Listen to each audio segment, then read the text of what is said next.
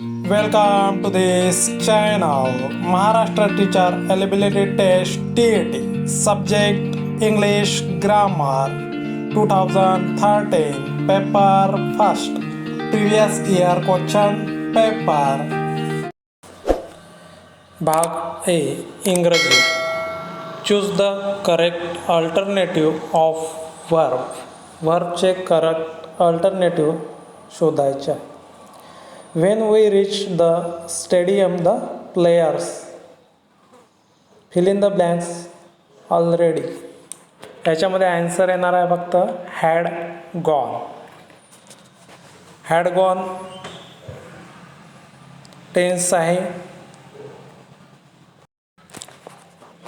भाग A इंग्रजी. Choose the correct alternative. When we reach the stadium, the players fill in the blanks already. Perfect past tense याच्यामध्ये बसणार आहे had gone. To identify the underline clause in the sentence. कोणता clause आहे आपल्याला दिलेला तो आपल्याला ओळखायचा आहे.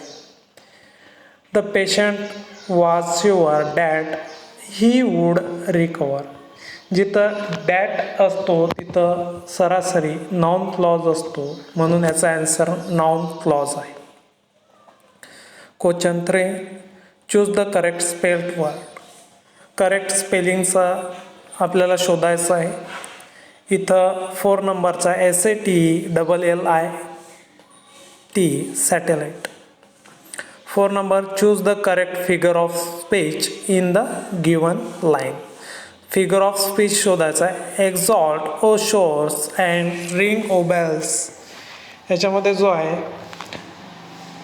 फिगर ऑफ स्पीच मीन्स अलंकार, अपोस्ट्रोफी मीन्स अनुप्रास अलंकार.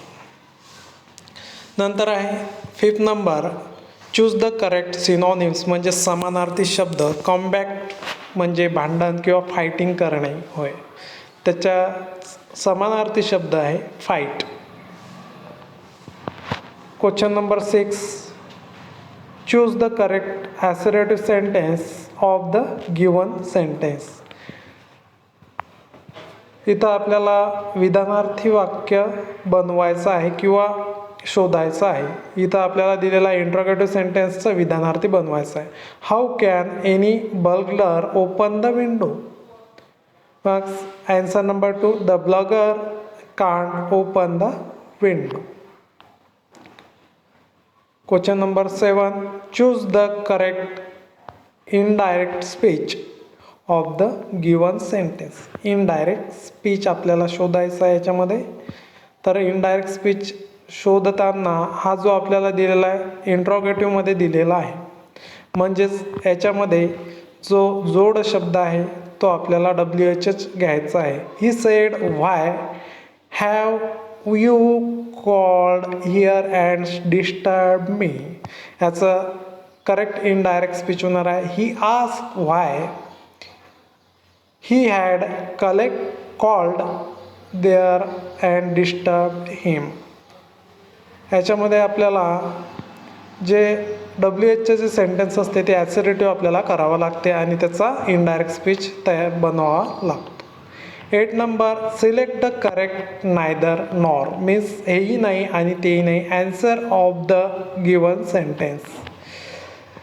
Vijayant didn't pay attention to parents, he didn't learn from teacher. याच्यामध्ये 2 अवधी आपल्याला दिलेल्या आहेत, 2 वाक्य दिलेले आहेत.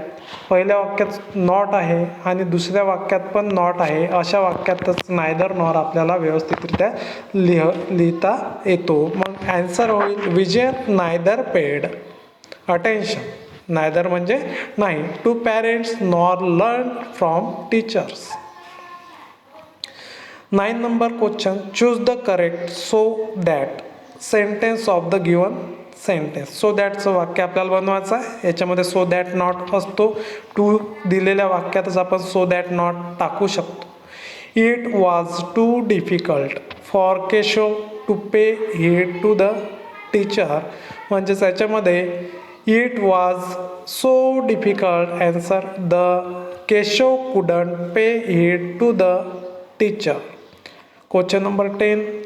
Select the correct question tag for given sentence. आपल्याला क्वेश्चन टॅग इथं द्यायचा आहे. क्वेश्चन टॅग देत असताना आपल्याला शॉर्ट फॉर्ममध्येच नॉट लिहावा लागतो. नॉट असला तर क्वेश्चन टॅग हा होकारार्थी येणार. Show me the way to the park म्हणजेच याच्यामध्ये जो क्वेश्चन टॅगचं जे सेंटेन्स आहे ते सेंटेन्स आज्ञार्थी आहे. शो हे क्रियापद आहे म्हणून आपल्याला आज्ञार्थी असल्यास शॉल यू किंवा विल यू लिहायचं असते, म्हणून इथं ॲन्सर आहे will you. 11. Choose the correct passive voice of the sentence. आपल्याला करेक्ट पॅसिव्ह व्हॉइस सकारात्मक वाक्य आपल्याला शोधायचं आहे. पॅसिव्ह व्हॉइस कर्मणी प्रयोगाचं.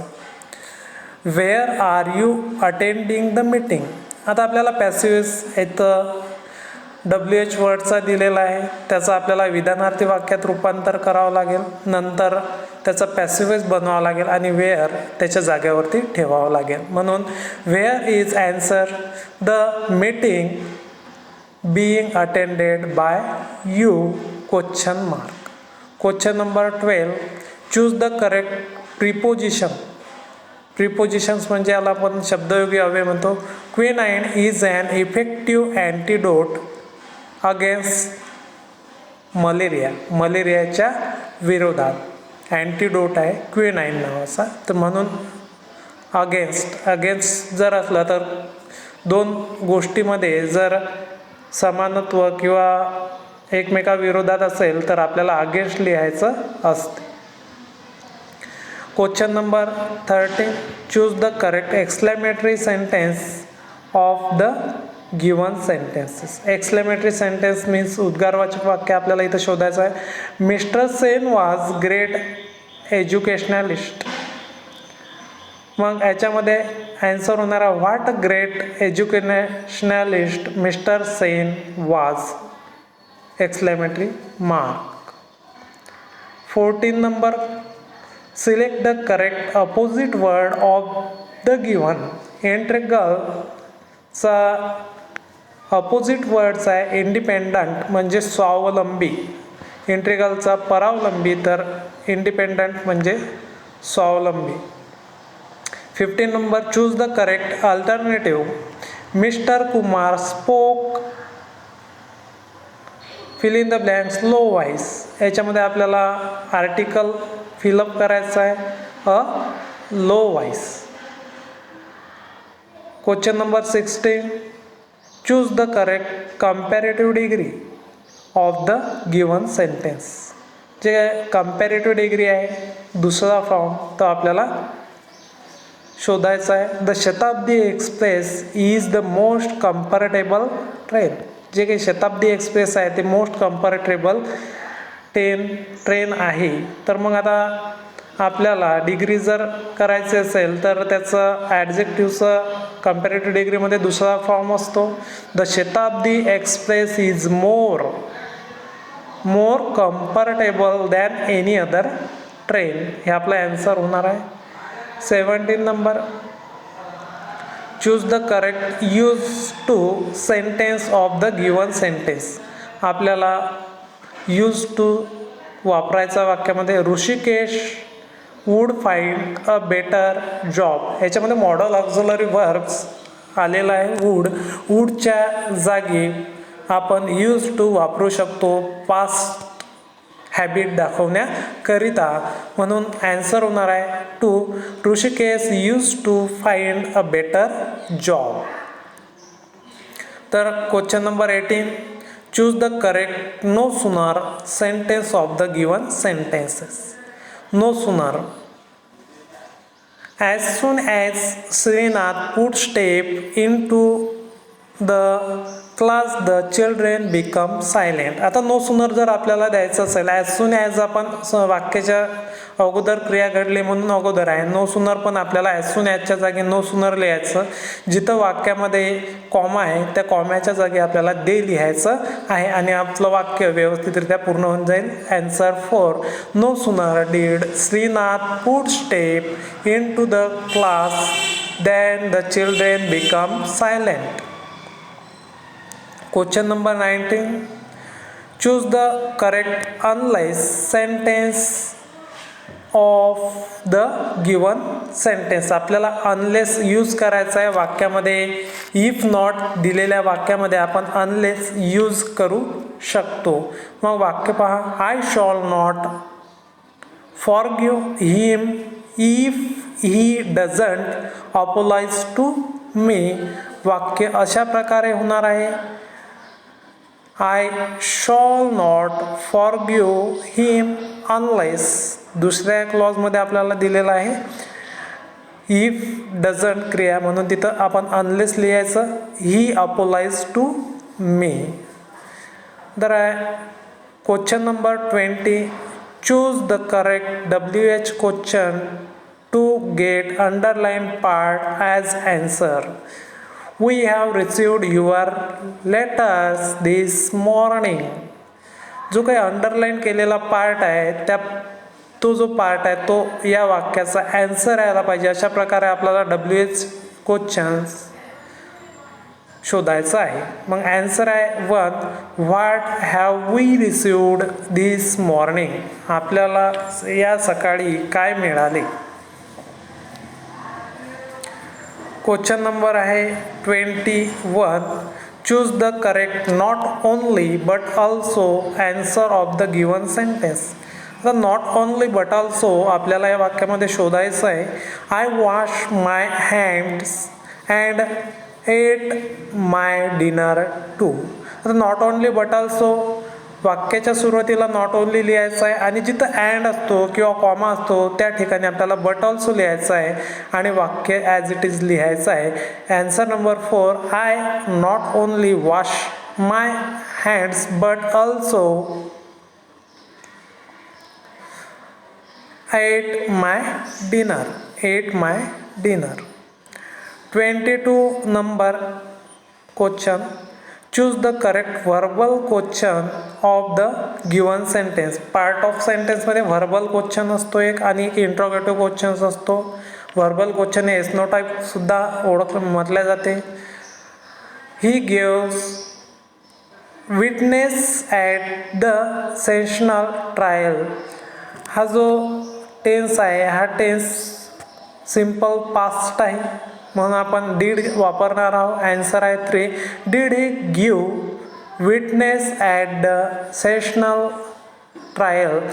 ज्या वाक्यामध्ये किंवा क्रियापदाच्या समोर डीड येते त्यावेळेस क्रियापदाचं मूळ रूपच असते. 23 number question. Choose the correct passive voice of the given sentence. आपल्याला कर्मणी प्रयोग शोधायचा आहे. The thieves had broken the back door. याच्यामध्ये answer number 2. The back door had been broken by the thieves. Question number 24. Choose the correct alternative.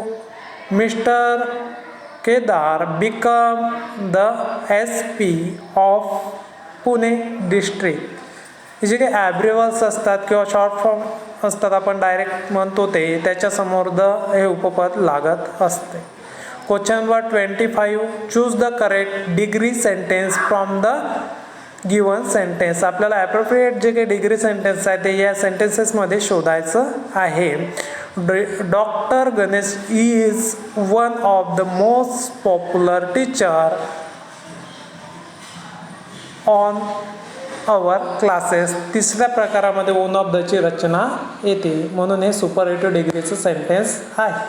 तर पॅसेजवर आधारित 2 ते 4 question आहेत ते आपल्याला समजून घ्यायचं आहे. तत्पूर्वी आपण पॅसेज काही प्रमाणात समजून घेऊ मराठीमध्ये.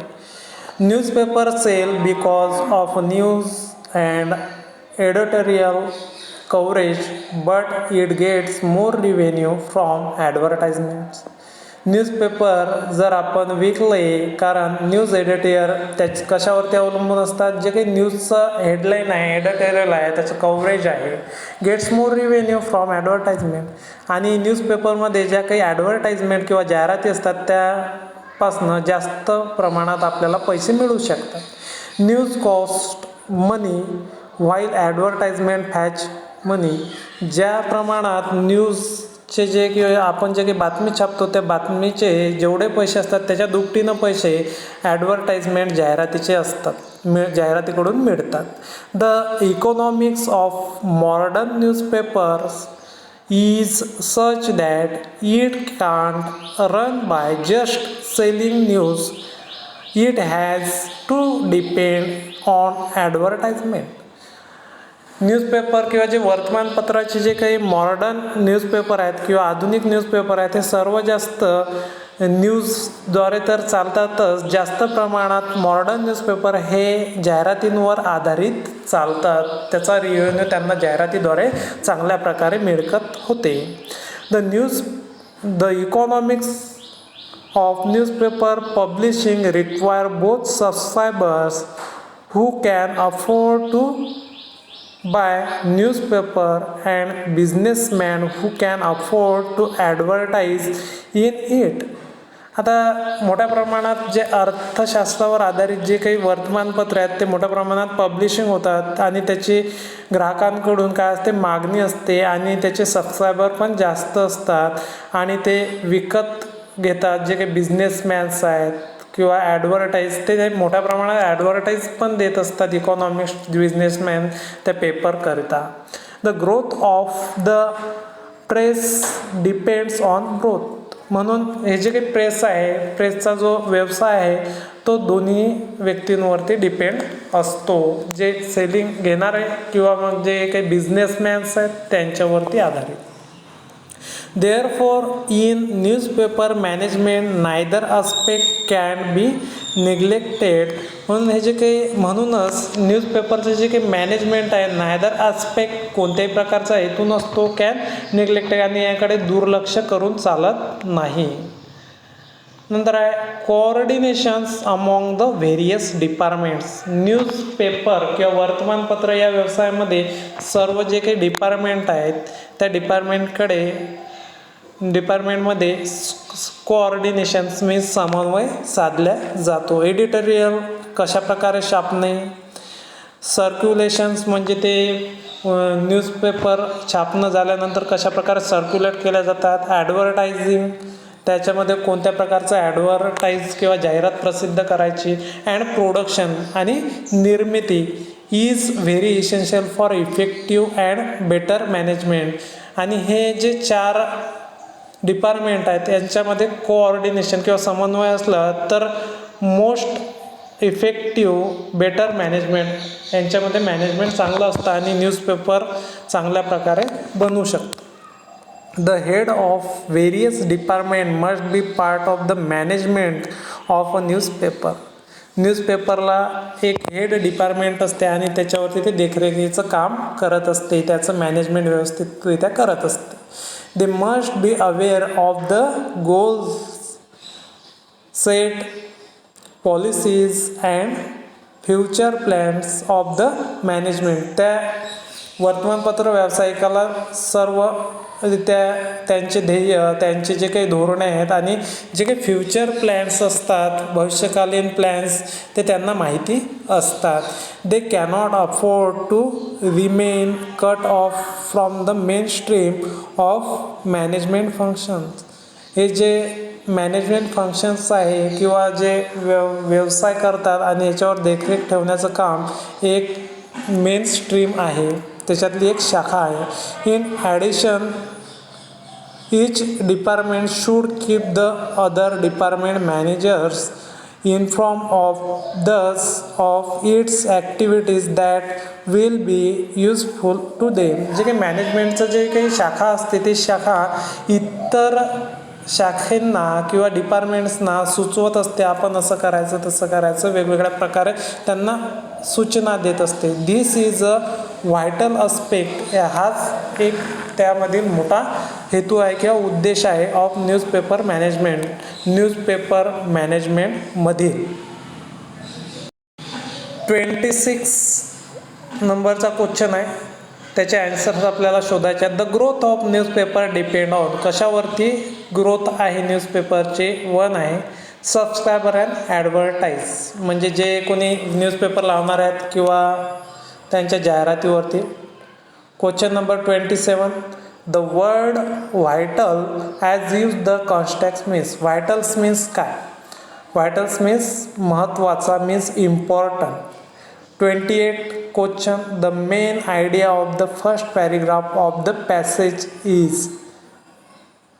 या पॅसेजची जी मध्य कल्पना आहे किंवा टॉपिकचं नाव काय सुचवायचं आहे असं ते विचारत आहेत. Answer number 1 the economic of newspaper publishing. Economics. Question number 29 the heads of department must know about. जे काही न्यूजपेपरचं जे डिपार्टमेंट आहे त्यांना काय माहिती असायला पाहिजेत. गोल्स त्यांची ध्येय, पॉलिसीज धोरणे आणि त्यांचे आराखडे means plans.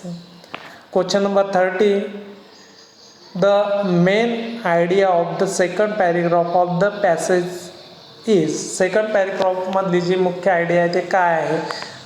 Answer number 4 the role of the heads of department. जे काही हेड्स आहे त्या डिपार्टमेंटचा त्यांना त्यांची भूमिका माहिती असणे आवश्यक आहे. प्रिय विद्यार्थी मित्रांनो, अशा प्रकारे आपण इंग्रजी विषयाचं व्यवस्थितरित्या विश्लेषण केलेलं आहे.